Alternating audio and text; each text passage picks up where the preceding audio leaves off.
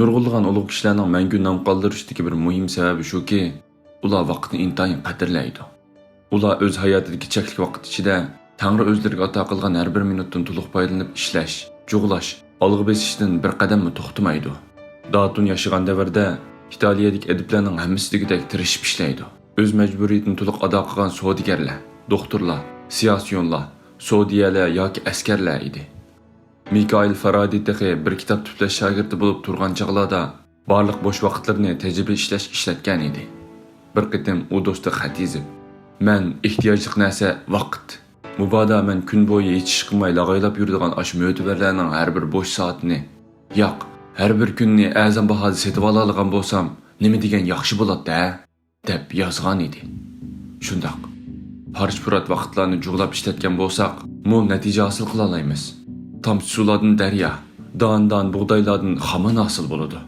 Qimmatligi oz-ozdan jug'lash, uzoqcha davomlashtirishdan iborat. Faqat har kuni kichkina vaqtdan unumli foydalangan bo'lsak, jazman mo'jiza yarata olamiz. Germaniyalik ulug' tabibban olimi Aleksandr Xuborog har kuni xizmati bilan aldirash edi. Faqat kishilar uyquga ketgan kechalarda yoki tatlı uxlayotgan saharlarda o'z qizg'in so'ydigan ilm-fan tajribasi uchun vaqt ajrata oladi.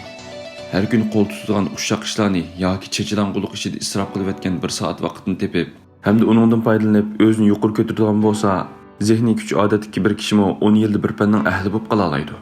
Qilchi bilimi yo'q, savodsiz kishimi 10 yilda yuqori madaniyat saviyasiga ega bo'la oladi.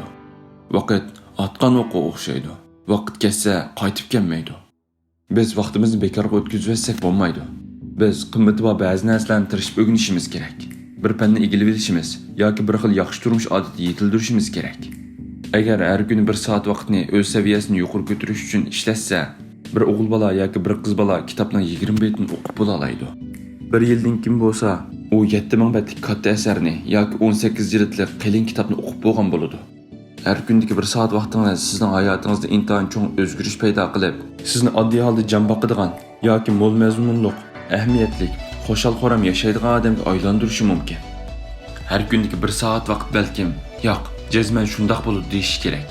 Nom-nishonsiz kishini hammaga ma'lumliq atoqli kishiga, arzimas bir odamni o'z millati uchun cheksiz to'yib qo'shadigan odamga aylantirib o'tishi mumkin.